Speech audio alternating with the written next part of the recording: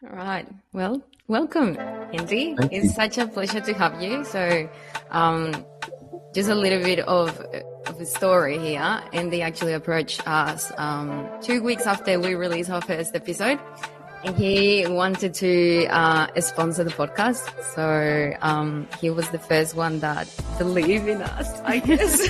Literally, actually. Before we even thought that this could be a good idea, he was like, "This is amazing." So it feels Honestly, so good. yeah, they've been supporting us ever since, and it has been really amazing. And we're finally getting to sit down with Andy himself. Yes. So excited. Yes. I'm excited to be here. I'm nervous. Please don't be. It will just be a casual conversation for the most part.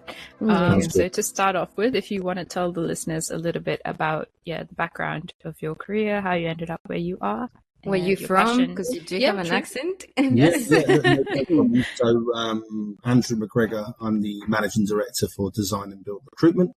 By the name, we have focused since 2004 on construction and engineering recruitment, predominantly to the private sector. I am also a director of a business called Public Sector People, which is led by my business partner, Tom.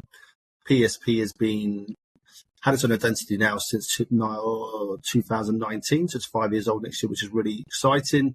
That was born out of design and build in terms of recruiting for construction engineering, but has now become more multidisciplined, supporting local, state and federal government across the country. Excited to say we've got 4 offices. We're approaching 90 team members across the country, which is incredible. My own career, I've been in recruitment now for coming on 17 years as of 2 weeks' time.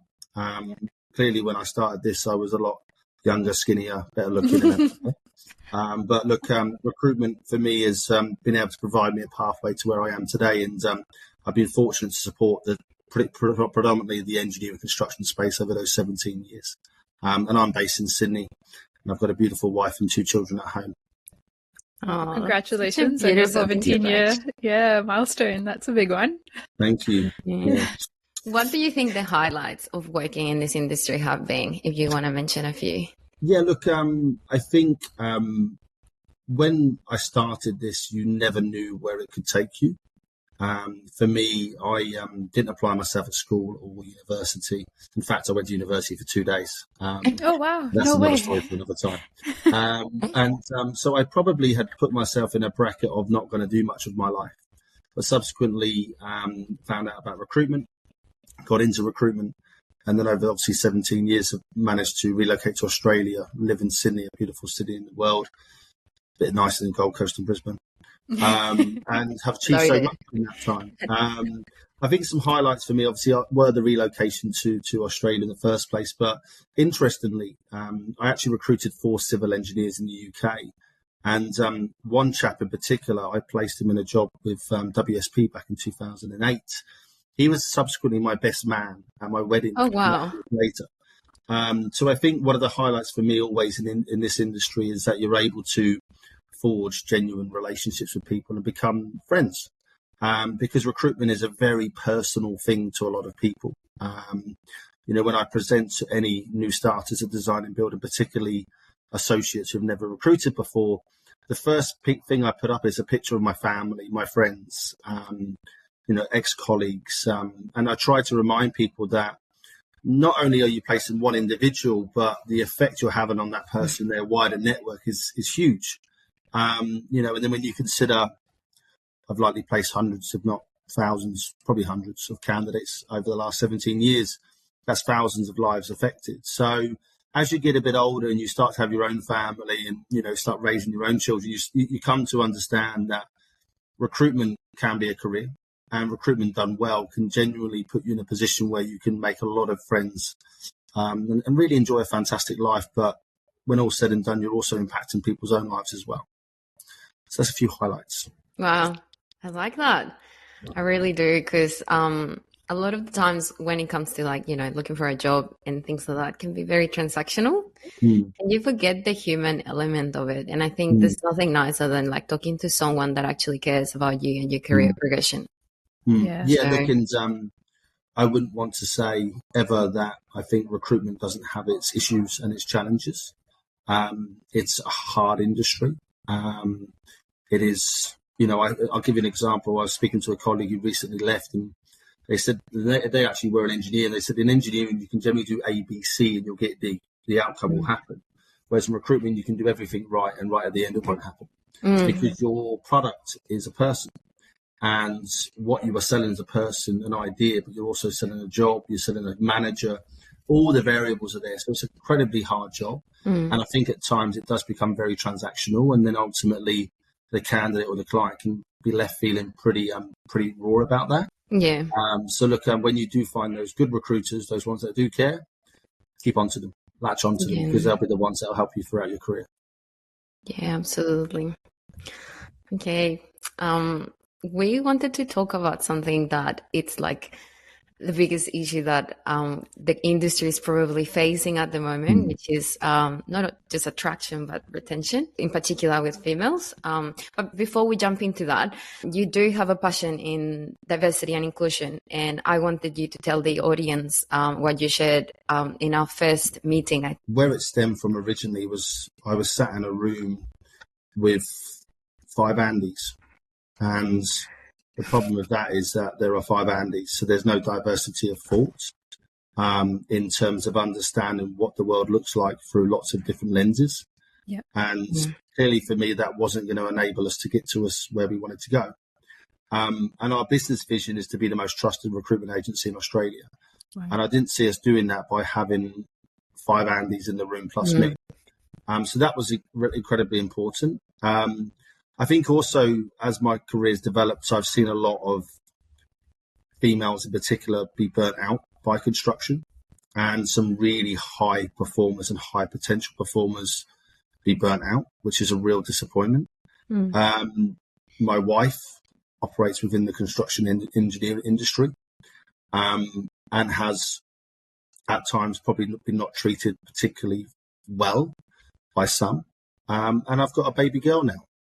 And I would like to be in a position in 18 to 21 years' time where I talk about the industry positively as an opportunity for her, because the industry has continued to adapt and grow. So whilst there was one reason originally, which was it was fundamentally the right thing to do to promote your podcast, because what you were trying to do was, for me, just fantastic in terms of raising awareness. But ultimately now I think there's a sense of, okay, I've got a little girl who at times in the future who's going to want to sort of seek out a career. But also I think second to that, I'm seeing far too many females leave the industry. Even the last 2 years, a number of people have applied for roles with design and build who were in the industry. And I've said, why are you applying for roles? And it's like, it's just not a nice industry to work in at times. And the stress that it brings is too much. So there's a multitude of reasons. But firstly, it was when I sat in that room and there was 5 of me. I mean, I don't know about you guys, but I don't want to look at 5 of me. Now, importantly, something to know, we sat in our senior leaders last week, and in our senior leadership group, there's now 45% female, which is fantastic to provide that diversity of thought, which is critical, because recruitment is one aspect of what we do. Yeah, absolutely. I love that you, first of all, if 5 of you is as progressive as you, that's not a bad thing, first of all. That would be pretty great. But also, I like that you talked about how, it did look very uniform. And a lot of the times we hear, so this is the question I was talking about, is that it's just because that's the nature of the people who are best suited for it. And therefore, that's all it attracts, which is sort of like an argument people use that, females are not necessarily made for this because nature and nurture things are a little bit different. Do you think that that's a reason why women aren't really attracted to this industry? It just doesn't align with... Yeah, look, I think that's preconditioning through as you grow up. In that, obviously, I'm 40 years old now. I know you can't tell. But not a day over 20. And it's changed now, which is great. And it's changing. But I went to Toys R Us as a child, and you would not see female Lego, right? You wouldn't see female on boys' toys. There'd be boys' toys and there'd be girls' toys. There'd be very clear delineation between the two. And so we were preconditioned into these roles. And so I am aware that it will take time, but that doesn't mean you give up. You've got to consistently promote and drive the message that it's an opportunity for all. And ultimately, when we're talking about talent retention and attraction, well, if we don't do the things that we need to do, well, less people will be interested in engineering and construction or STEM careers in the future. So the talent shortage is only going to get worse. But yeah, certainly for me, we're all preconditioned early on. And it's interesting, for a long time ago, I talked about what can we do around, and I called it DB for kids, which was DB, the numeral 4, and then kids with a Z. And it was, how can we get, a room in every construction engineering company with books, which are books of construction engineering scenery, but it's male, female, it's different genders, different backgrounds, to try and just give a little bit of normality to it. And ultimately now, when I read Lockie, the construction books, because my son Lachlan absolutely loves construction, but there are females driving the digger, there are females operating the crane, so normalising, and rightfully so. So I think early on it's preconditioned, but the work is being done. But certainly you can try and bring more in. That's great, but you've also got to keep people in as well, and that's the problem we're seeing at the moment. Just to talk a little bit more about attracting and growing the talent pool. When you're a child, you generally you might ask most children, they say, I want to be a teacher, an astronaut, a firefighter, a police officer, because they're the careers that are seen at that age group. But they also then talk about their mum and dad and what they do. Yes. So if we're able to retain more mums in engineering construction careers, well, naturally what will probably happen a little bit is that there'll be more children in time that may wish to get involved. Workplace culture is everything. And ultimately, everyone I speak to, a lot of people talk about salary being the reason people work at places, work-life blend. A lot of it is down to the person they work alongside and the manager they report to. That is fundamentally the number one reasons why they come to work. So culture is everything, but it's also understand what culture is. And, I've talked a long time around this professional culture, the vision, the mission, the values, the DNA of the business. And then there's a social culture, which is the humans in the business and what the business does socially. So there's two sort of sections for me in that, but culture is everything. I wonder, for example, I see that leaders in the industry that we're in tend to be a little bit, technical driven. And we do see a lot about people that are probably better at the technical aspect more than people aspect. And I guess, when you are part of a team, you want to have a leader. And especially when your team has different groups of minorities, those minorities might need more support. Have you come across any leadership styles that have helped these minorities thrive, or have you ever heard anything about a candidate that sort of resonated with you, or even at your workplace? Do you have any tips for leaders to sort of be a little bit more connected? The social aspect, I guess. Yeah, look, leadership is a privilege. It's a burden. It's bloody hard, right? And we're all so busy all the time.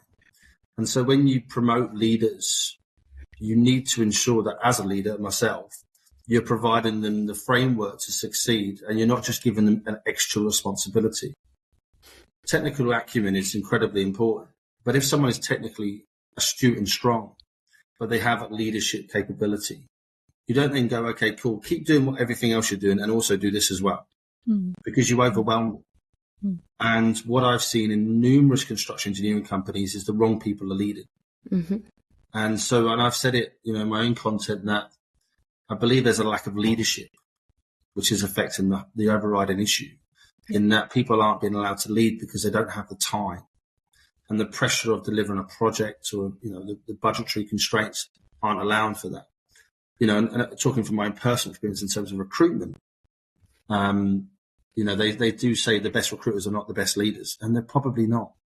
So I think, as you develop your promotion framework, which we've done, and your career pathway, you provide clear opportunities for, and we call it sector leadership or an individual contributor pathway, and then a people contributor pathway. And you start to have good career conversations with persons around what it is that genuinely gets them out of bed in the morning, what excites them. And if they start to exhibit a want for people leadership. Why? And sometimes the issue being is they want it because it's a status, it's extra pay. But that's not why you should lead. You should lead so that you want to inspire and motivate. And that's not easy to do. So I think in any organisation, and some of the organisations that I've seen do it best, is they've got technical leaders who do the technical part fantastically well, but keep them away from, with respect to humans, because that's not who they are, what they do. They're technically astute. And then you have people leaders, those that are doing the coaching conversations, the career conversations, the aspirational conversations, but also understanding that, you know, in our business, there's a time to manage, there's a time to coach, and there's a time to mentor. And they're 3 different functions. So sometimes even trying to get your manager to coach you, well, that's 2 different relationships, just 2 different processes that you're going through. So, yeah, look, where I've seen it done best is where there's those technical leaders, and then there's those people leaders, and they're clearly defined roles in a business. And certainly that's what we're working towards. But then, as I said towards the start, it's not an added responsibility. You kind of got to go, well, what's the most important thing for the people leader is to inspire, motivate, develop others. So their role and responsibility should be purely focused on keeping colleagues on the journey, motivate, taking them out of those processes and times when they're feeling like they've got the pressure. And a huge awareness on empathy and EQ, because EQ, in the absence of EQ as a leader, well, you're going to struggle. That's for sure. Yeah, it's so true. I guess if I was listening to this as someone who doesn't have too much context of the industry, a question that might come to mind is, it sort of sounds like the best approach is to have people who go through like an engineering sort of study pathway get into the technical sector, because they would be technically sound. And if we want social leaders, maybe we should be recruiting non-engineers. Is that, do you reckon that's... Yeah, that's exactly that. I mean, yeah. Some people want technical leaders, and that's fine. You know, you kind of go to, you want your sugar hits from different places. But, you know, when I think about design and building the business and where we're going, and not to get too into the where we're going part, but I strongly suspect that recruitment people won't lead this business in the future. I strongly believe there'll be a mix of the two. And even, as I said, my senior leadership group, it's not 4 state managers who are recruitment state managers. It's the 4 state managers are head of people and culture, a head of marketing, a head of learning development, and our CFO. And that's why we've got a better diverse split in terms of male female. But certainly where I'm seeing some construction companies go more recently, for example, is they are hiring people who aren't construction professionals, because you're not hiring them for their technical expertise. You're hiring them for their people skills. And so it doesn't matter whether or not they know if that drawing's accurate or not. It doesn't matter, because it's not about that in that conversation. So someone who's aspiring to lead, like they could genuinely go down a business pathway, and they shouldn't exclude engineering companies from places they can apply to, because they would be better suited as social leaders in that sense. But it's also construction engineering companies being open to that as well. Yes. In that, again, it's removing that preconditioned mindset of what got us here was going to get us to where we want to go, because my mindset is what got us here won't get us to where we want to go. So it's being aware that, okay, for us to continue to grow and flourish, and even from a perspective of looking to try and diversify the talent pool, widen the talent pool, well, if you've got great leaders in your business who can coach and develop, generally speaking, we do say you can teach the skill, you can't teach the will. So thinking about that. And so again, they don't have to be a technical manager to inspire and motivate someone, to get someone to want to take that next step or take them on that journey. That doesn't need to be a technical expert. Yeah. I do think it's sort of like interesting, because sharing the environment with people that are very technical driven, and they do see things like this and square minded, I call them. It's sort of like challenging to bring up the concept of you're going to have a leader, but this leader doesn't actually have a background in what you do. The first thing that comes to mind would be they don't know what we do. They don't understand what we do. Anyway. It's absolutely right. And again, but that starts from the board or the owners appointing a CEO, a general manager, a COO who isn't industry, and making that clear mark of this is what got us here, but this isn't going to get us to where we want to go. And I think you'll quickly see that those technical people, they'll get better at what they do. And so they'll feel like they're growing because they're getting better at what they do because they're not taking on that responsibility, which isn't in their DNA. Yeah. And like I said, my best man was an engineer. I love engineers, but engineers are engineers. Yeah, I agree. We are. But I like how you mentioned that, doing what we did up until now is not going to get us where we need to be. And I think inherently there are biases involved in people already, in higher people who've been in this industry for a very long time. So we've heard some practices like blind resume hiring, I think it is, where names are removed and that sort of thing. And is that do you think it's just an interim fix until we get to where we need to be? But B, does it actually improve likelihood of a female being hired? Or anyone? True. Look, how candid can I speak in this? Clearly, with organisations wanting to diversify their talent pool, the irony of a blind resume is that, and I speak this openly, is that might affect the thinking. Because ultimately, if you're making every resume blind, well, then they're not. Some companies, and I say this candidly, will be like, okay, cool. Are they male, female, or what are their backgrounds? And so I'm seeing some organisations look for that, and other organisations are going the other way, which is actually we want to positively discriminate, if that's what they want to call it. But we want a 40-40-20 split, okay, a 40 or 45-45-10 split. So I'm probably seeing more of that, which is what we expect to see as a shortlist, which is diverse, which isn't the top 5. It's, okay, 45-45-10. But I'm not seeing many organisations have that level of will right now. And I think that's been driven by, obviously, the talent shortage that we've experienced. It's been super hard for 2-3 years now to identify any good talent whatsoever. It's been very, very hard to find people. And regrettably, for the most part, what we have seen is employers want, this is the brief. You must meet the brief to hire that person. And I think that comes from a lack of ability to train and develop people. So I don't think there's necessarily I don't want to hire people from different backgrounds. Yeah. It's, I can't, because I don't have the time to embed them in the business and actually help them assimilate into the way that we do business. And that's for me a lack of ability to lead and coach and mentor and manage and develop others, because people are so time poor. And that's what I continue to see is people are working at 95%, 100%, which isn't sustainable. So I'm not sure that necessarily answers your question, which is I am seeing it. I think it works in certain instances, but then we're also now seeing a lot of companies talk about a diverse split in terms of shortlist, and the only way to do that is by actually proving that you're providing a shortlist which is diverse. What do you think these practices, like, for example, the policies that we're seeing in Victoria of like building equity and like gender quotas, cause in the individuals in a workplace? Like, do you think this increase the biases, or do you think they're necessary? I mean, humans in our own nature are biased because we're preconditioned, and that will take time to overcome.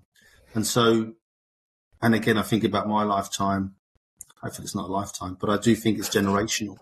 And we're going to need to go through a journey on this and be realistic that as long as we're starting in the right places to bring more people into industry, over time that should address it. But equally, as per the topic, we've got to retain them. Yes. So that when they're starting to enter their different phases of life, the business is able to accommodate that as well.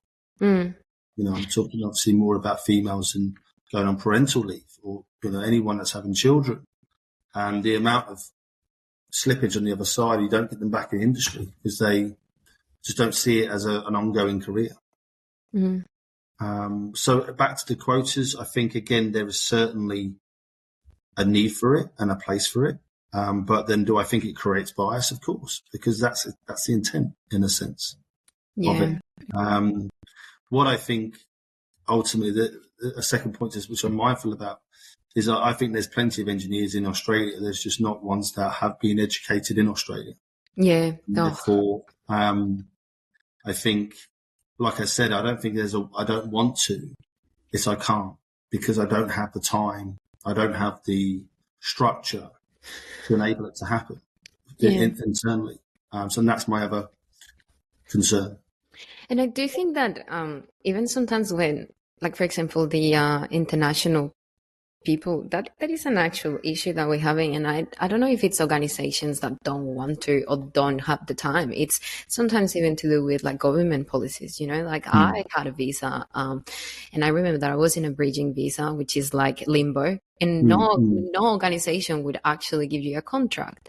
And then you like assess how the engineering and construction industry is like needing all these like people to be to join, and then you see the government and you're like, why are you making it so hard for them to get a job? Or I just don't understand it, and I'll never understand it. Look, and we could talk about government all we like, but I mean, ultimately the decisions taken in the last not just 2-3 years, but the last 5-10 years have supercharged what is already an ongoing issue in terms of the lack of talent. But yeah, government's government, and they make the decisions for what works for them. Going back to the retention issue that we have, do you think it's an issue that it's like a younger generation issue, or so for context, we were sitting with a few other people who had interviewed, and they were mentioning that organizations these days are really struggling to have the younger pool stay long. Like it just seems like the culture has become shifting companies, whereas back in the day you would see people stay at one company for like 20-30 years, no question about it. So do you think that's primarily the retention issue at the moment? Yeah, look, I mean, that's one of them, but ultimately it is what it is. I mean, there's a little bit of, people have got a right within the early phases of life to go and live. I mean, the world's a big place, and what you should be thinking about is how do we create a boomerang effect, which is, you work here and you have your experience here and you go off and seek other experiences, but you make it such a good experience that they want to come back at some point. And so there's a little bit of, okay, you're not going to fix a generational change. You're not going to change the world and what it is now. It's a big wide world. You can get anywhere, anytime. What you should be thinking about is how do we create a great experience whilst they are with us, so that they become our advocate. And so that when they do exit, they talk about their experiences with their other colleagues, and their other colleagues come back to you. I think, recruitment's got a very high turnover rate. And what's been on my mind for a long time is how do we become seen as the talent factory of recruitment? I know that sounds a bit odd, but it's genuinely, I think about certain companies in recruitment that you go, they've worked there, they're going to be good. And they talk about their experiences at that company, and it makes other people go, do you know what? Actually, I think I need a bit of that experience. I need some time there. And so whilst obviously I think there are obvious things you can do to try and increase retention at any age group, there's a little bit of, well, you know what? They're gonna. A person who's come out of university and worked hard and they've come in, they've done their, an early engineer role or drafting, whatever it is, and then they go, I want to go to Europe for a year or two. Off you go. Go.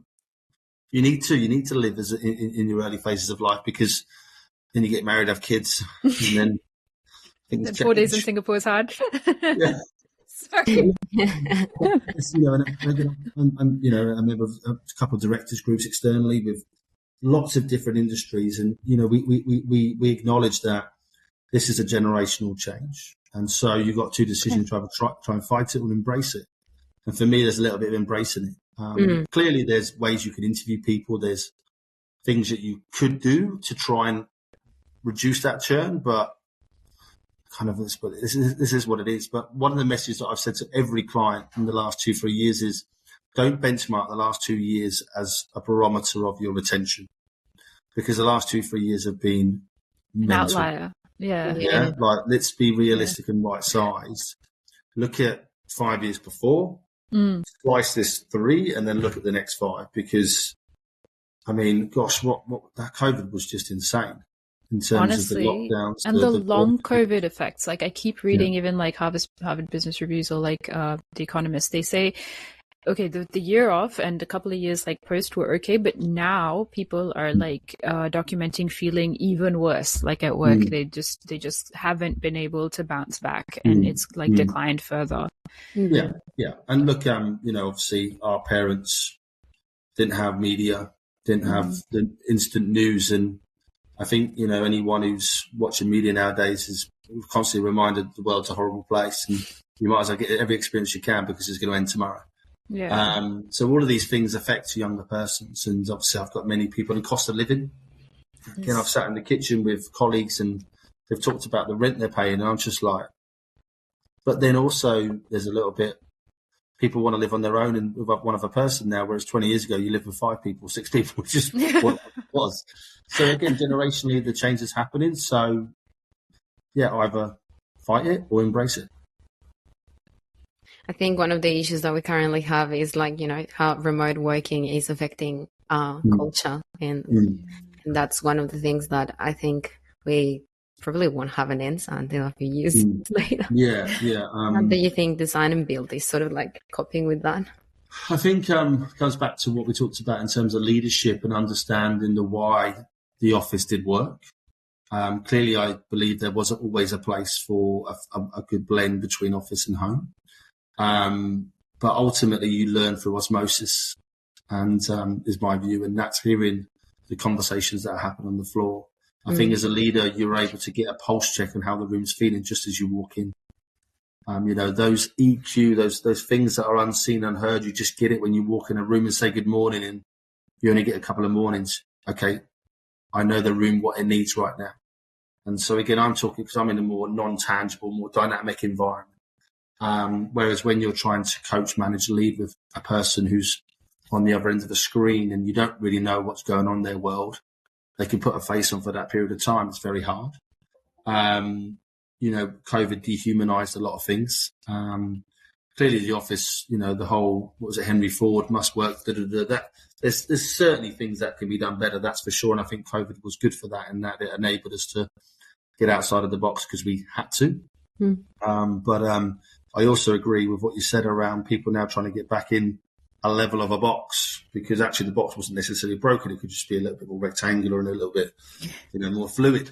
So I think again, but again, it comes back to purpose and how good are your leaders in your business talking about why a person and what impact they're having. Because again, generationally, it's a lot about purpose and meaning.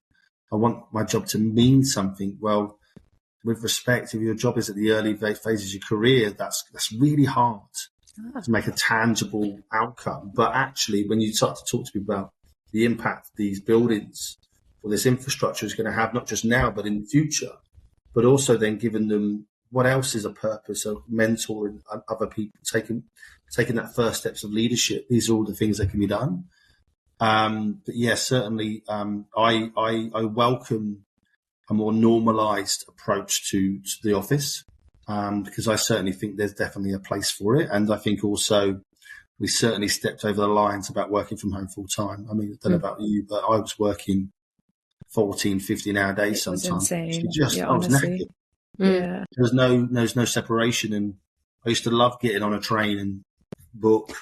And it almost forced you to do things that you wouldn't do at home, like read a book or listen to a podcast, because you wanted to zone out. And that zoning out was that separation, that mental break between I'm at the office and now I'm at home. Exactly. And it primes your mind going into work. You're priming yourself to get into that mindset, work with people, and then you get that downtime between work and home to settle down.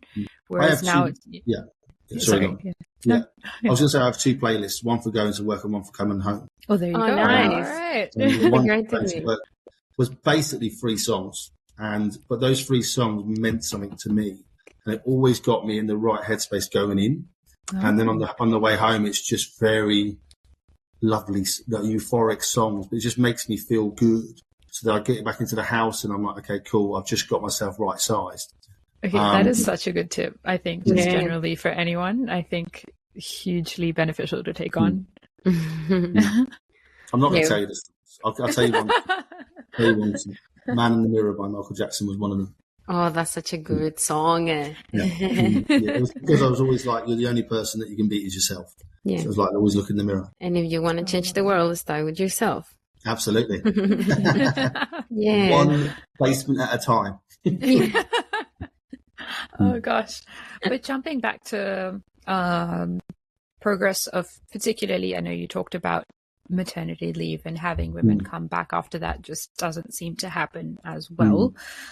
Do you think a lot of the issues around retention of women in particular usually occur around that period when like it's all good and then it's just before maternity leave and after? Or look, again, you know, I'm not a subject matter expert in this, clearly, but is there a stigma of the person becomes disengaged because, do you know what, they're about to have a significant life event and they're judged for that? And then secondly, as that person comes in, well, they've changed in terms of what's happened in their life. And so priorities change as well. But that shouldn't mean that the relationship should change. And it shouldn't also mean that what pathway was available to them pre-becoming a parent to post should change either. It should continue. And clearly, you know, and I've seen it firsthand, a person taking parental leave and not being considered for a role which ultimately they just weren't considered for and weren't even liaised with during their leave. It's just not on. It's not okay. Yeah. That's really poor behaviour. And so that for me is a good fire way of disengaging a potential high performer from returning to your business. So, you know, how organisations address that is up to them. But certainly I think it's not an exit. They're not leaving. They are going to do something which is incredible. And so then how you remain in touch with them, but consider them for opportunities during that time. Again, I'm an employer. I have people take parental leave. But certainly if an opportunity came up for leadership, I would want them to know. Yeah. And I would probably, I don't know if I'd cross a boundary. If they'd been, you know, on leave for 3 months, I still want them to know. Just so they knew that if they wanted to be part of this process, they were part of the process. And that it meant that the job then was waiting for them when they got back, because they got the job, well, fine. Wow. But they should know. So it sounds more like it's sorry, the word is escaping me. A perception issue at the end of the day from the people who are not obviously on leave. They're just assumed. And I think this is sort of like a recurring theme when I've talked to other females who have taken parental leave. And we did interview a particular lady as well. And she said the amount of time it takes to become like, obviously there's a small gap, but the amount of time it takes for you to completely get back in the groove and remember all the technical stuff is like a few weeks at best, 2 to 3, nothing major. But it's the assumption that people feel like the time off has just completely derailed you is the bigger issue. Yeah, again, it's preconditions and it's assumption. And everyone is built differently. Everyone reacts differently. But ultimately, they should be treated equally for any opportunity and anything that's happened in the business.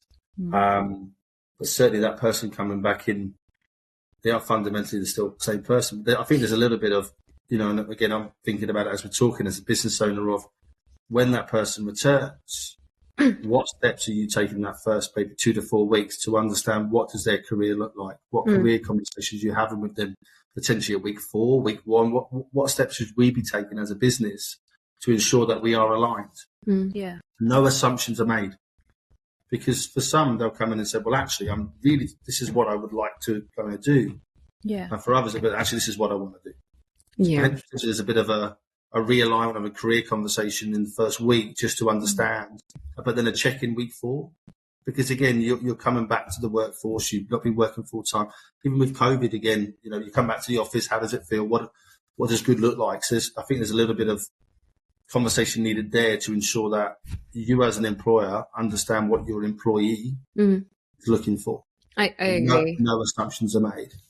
Yeah, 100%. I think, again, it comes to leadership, because a lot of the times, like, you know, and I've seen this at the workplace, you have different personalities, and there's always like the introvert or like the person that probably needs more reassuring. And if you don't have those conversations about like, hey, like, what do you want your career to look like at this stage? Or if you don't help them or support them or show them that you are there, it's very unlikely that they'll probably be proactive or have the initiative of approaching you because it's still like, they probably don't feel that comes naturally to them.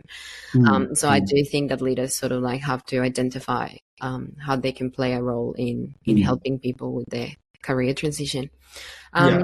I do have a question, because we are talking a lot about the corporate world, but for example, in construction, a lot of the, I guess, worries, I'm just going to say quotation worries, for leaders is that, like they being on site or certain roles do require you a different level of commitment. And so, for example, females that are like going into maternity leave, they won't be able to do a role that is like, I don't know, construction phase support, for example, or something like that. How do you think the industry sort of like can help these individuals, or is there any like flexibility that they can put in place for them?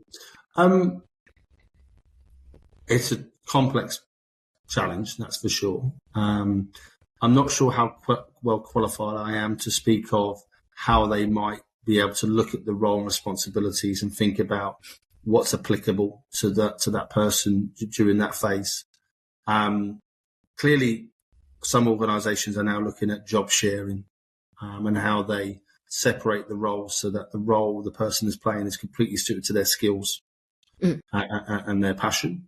I think about it from a recruitment perspective, and clearly that's probably where my subject matter expertise lies in my business, again, is being realistic about I wrote a piece of content years ago, which is we need more mums in leadership roles, a long time ago. And it's because my own mum was in a leadership role. I think, and again, I say this only because I've got a beautiful wife at home and a mum.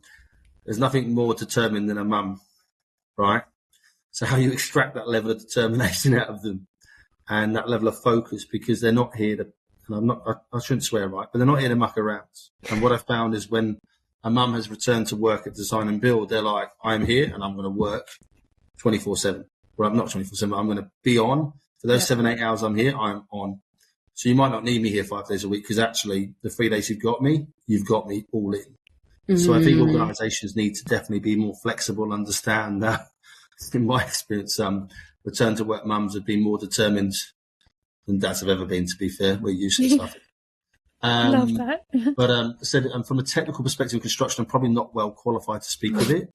But what does come to mind a little bit again is how are they developing those people over time? If you've had a female employee who's come in in a trade-led role, and they've done fantastically well for you, say, for a period of 5 to 10 years, and they're still in a trade-led role, when they take their parental leave, well, have you developed them in the way to put them into a technical leader role so they can teach the skill to others? There's a little bit of, when you find those diamonds, those diamonds, those guns, whatever you want to call them, you're like, well, they should be the ones that you're focused on developing and harnessing that skill and honing that skill so they can be an example to others. So that when they do then take that parental leave, they might not come back in the same role, but they come back in a technical-led role where they're empowering and coaching others. So potentially that might be something to consider as we're talking. But to the actual specific question, I'm probably not well qualified, but what I would say is, for the most part, any mum that's returned to Design and Build has been an incredible colleague to work with, because they have had determination through the roof. That's really beautiful. Yeah, honestly. That is beautiful to hear. It is a challenge. Look, I don't think there's an answer. There's a straight answer, especially the type of work that we do in the construction industry is like literally analyzing, changing the nature of how it works, So it's a really difficult question, but I thought I would ask. But a lot of it boils down to...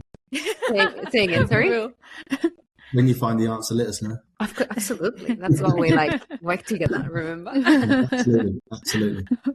But again, it boils down to how you're saying having leaders that are able to be social leaders and people oriented, where they're not bogged down by the technical work they have to do, where all the leadership is done on like the tiny little dredges they have left of energy. So that has to be a big shift. But even in terms of like, okay, so someone gets in as a technical expert, but they see they want to do people leadership, maybe that's more where their passion lies. There's only like a few trainings and seminars that usually happen in terms of, how to boost your EQ or remove your unconscious bias. And in like 3 days, you're supposed to be an expert. Free webinars in, and you know honestly, what you're doing. But naturally, as expected, people would boil down to the normal state of affairs. How can we train leaders to be better leaders?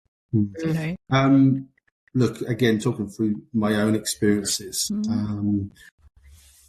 I had two versions of leadership as a young person, my father and my mother. My mother was a senior practitioner in social care. My father was a senior leader in the military, so you can imagine his leadership style. He actually arrested me once. What? And my sister. Can you please share that? Oh my God. We need to have you here again. I'll give you the very quick summary. I went to school on a bus. It was the army bus. Someone kicked the back window out. On the way back, we got stopped at the guard post. My father arrested the whole school bus. And then, obviously, my sister and I were on the bus. He then gave all the fathers extra duties. But because his two children were on the bus, he worked Christmas Day on the gatepost with the colonel of the camp and let everyone else have dinner with their families. And that was the example of leadership I saw in terms of accountability.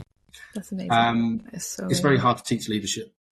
You learn it through experience. And regrettably, you probably learn a lot through mistakes that you've made along the way. Certainly for me, what helped was getting a business coach, someone who'd been there and seen it and done it. I think as a business now, we do a lot of, we have monthly sessions, workshops on what does leadership mean, understanding when your role is a manager, when your role is a coach, and when your role is a mentor, and then also when you're playing the role of vision, mission, values.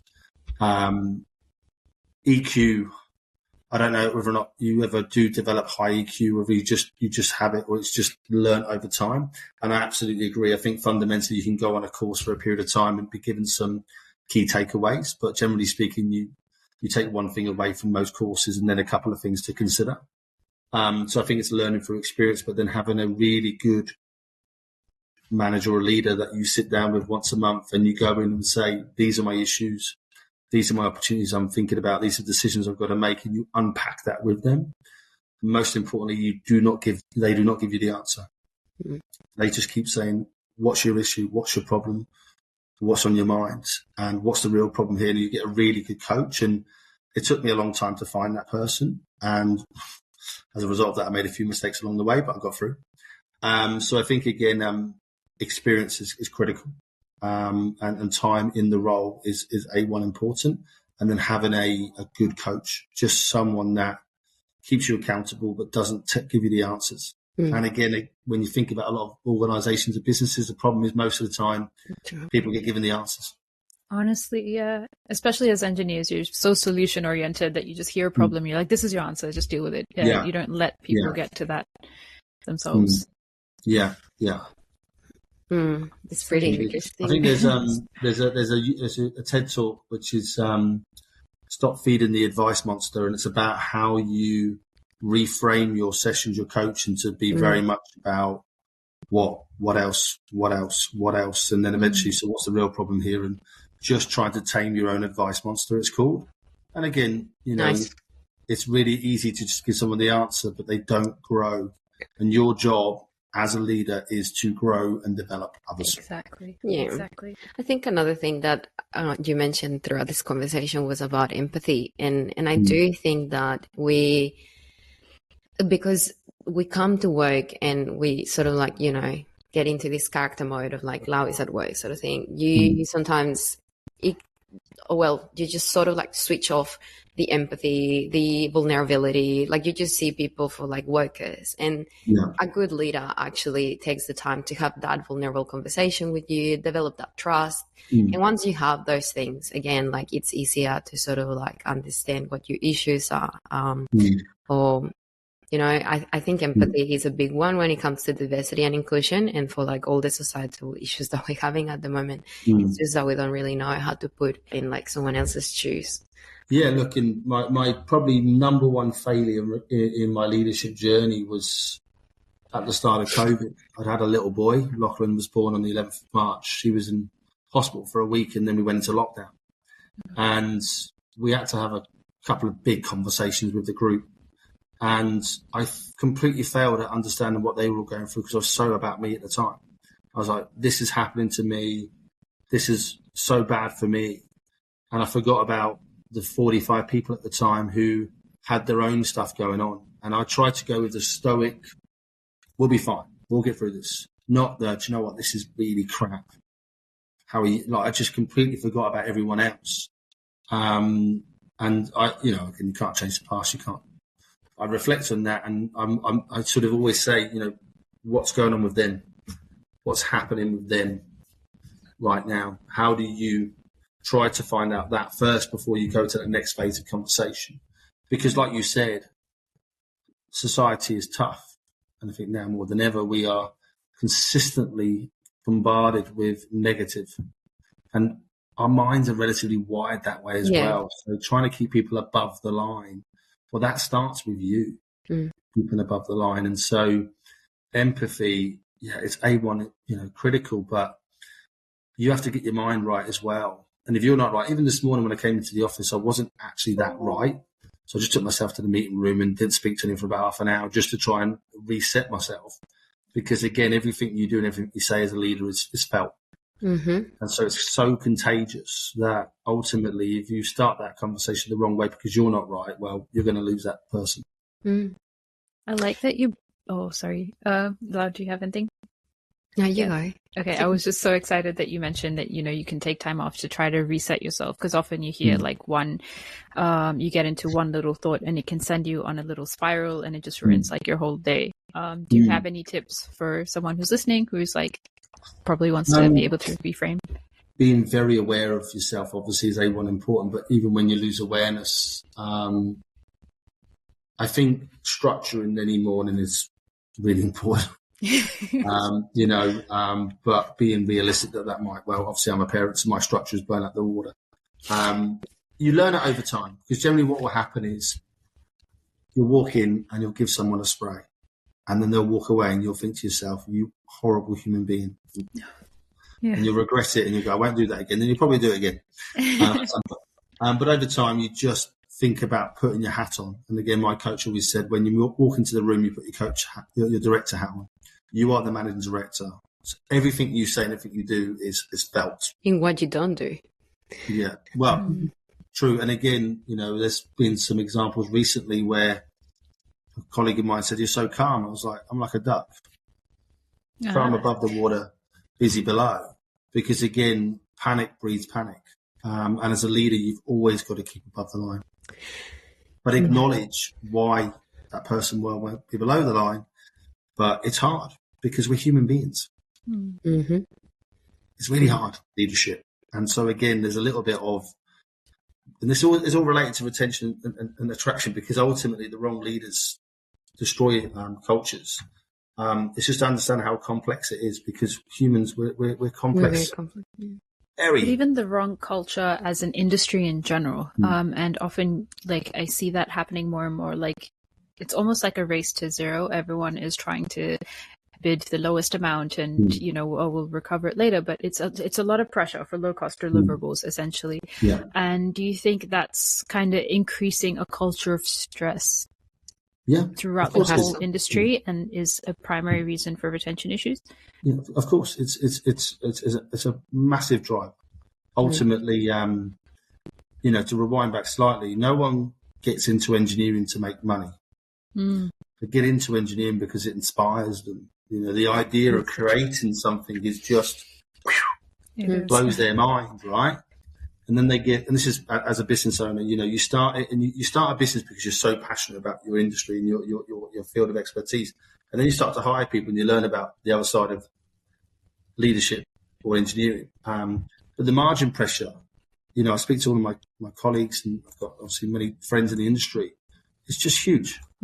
Just huge. And it's a constant race to the bottom. And obviously there's been a lot of commentary around the profitless boom in the last 2-3 years. And I've seen too many good companies and too many good people get wiped out as a result of this last 2-3 years.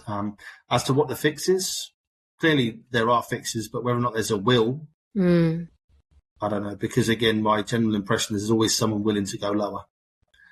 Exactly. So Yeah. unless you create a bottom line and just say that's it, that again, I've had people fit out this office and I've said that's your margin. I don't want you to move into it. I need you to come into this job and make money. Because again, obviously, I run a business that makes money. I want people to make money. Exactly. So but again, I don't think anyone could have controlled the last 2 years. A lot of True. the last 2 years in terms of the pressure of material cost, logistics, supply chain, exponential. And obviously, I've spoken to CEOs about a number of subcontractors going into administration, the pain that causes. A lot of uncontrollables in there, but affected by maybe a level of the opportunity was so great, people just grabbed it. And now they're going, oh, wish I hadn't grabbed it. But it was an opportunity for growth and many took it. At least it'll be an opportunity for learning at the end of the day. Yeah, absolutely. Yeah. Every day is a school day. Yes. Every day is a school day. I like that. Every day is a school day. Probably should have done that, but I did it anyway. I'll go back to it. And I think that's important to also highlight. We stigmatize making mistakes, and I think that's the only way we can learn. And even if you are a senior, if you made a mistake, you're like, another lesson. Another lesson. Look, as long as it's learned. Fortunately for me, the lessons that I learned aren't necessarily fatal. Obviously, there's some industries where the lessons learned can't be learned twice. So any compromise on quality or safety, it is just non-acceptable. Whereas I'm in the fortune industry where the mistakes I made aren't going to change anyone's lives tomorrow. Yeah. Wow. Well, Andy, it's been a pleasure. An absolute pleasure. It has been so much food for thought. Yes. I guess I don't have any other questions, serious questions, but I really enjoy that you share your story about how you were arrested. And we do have like a section in the podcast that is a little bit of fun questions that sort of like just you love it, that everything that we talked about. And I would like to ask you what's next for you in your personal and I guess professional life, because at the start you were sort of mentioning, I don't want to like go to future, what's future? So I do want you to sort of like tell us. Look, professionally, we're looking forward to looking at a couple of new businesses for us in the next little while. What's most exciting is that recently we've appointed Sam, who works for us currently, into a national lead for energy. So there's going to be some considered and decisive moves for us to provide solutions to the energy and particularly renewable industry, which is super exciting. Personally, what's really exciting is coming out this 4-month haze of lack of sleep.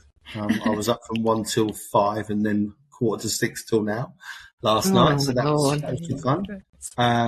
But personally, just looking forward to seeing my children grow and now knowing what I know about Lachlan in the first 3 years, really looking forward to Eloise growing up as well. And looking forward to a bit more of a normal economy, hopefully. Albeit having done it for as long as I have, I'll just take one day at a time.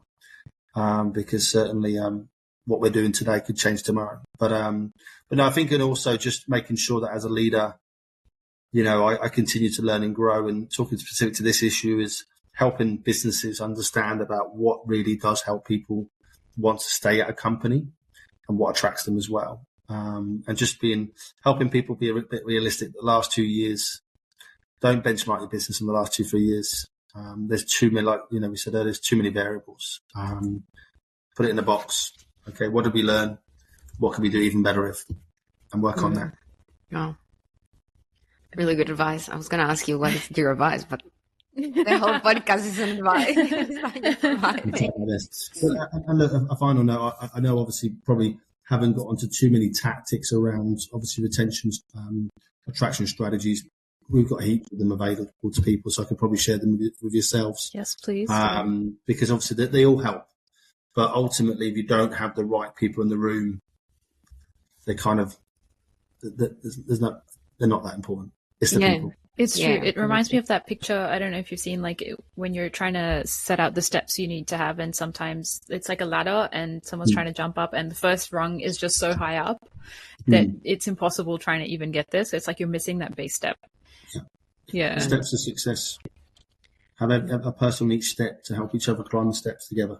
Yeah. And I guess for any of the listeners, if they do want to sort of like answer the questions of how to retain their employees, we're going to leave the link in the episode description for the Design and Build website. And they will help your business to retain and attract your people, good people. We just released the white paper as well, so that's really insightful. Yeah. Awesome. No, you guys have such good information. Honestly. All the reports that you do, we do have them, and we create content from them because they are really good. I share them at work as well. For example, for the Pride Month, I sort of like talked about the LGBTQI report that you guys had, because it's really important content that should be spread across the industry. Thank you. Yeah. Right, we'd love to see you both. Thank you. Thank you so much for your time. Thank you and, so much. Hopefully we can do another episode. I look forward to it. Anytime. Thank you.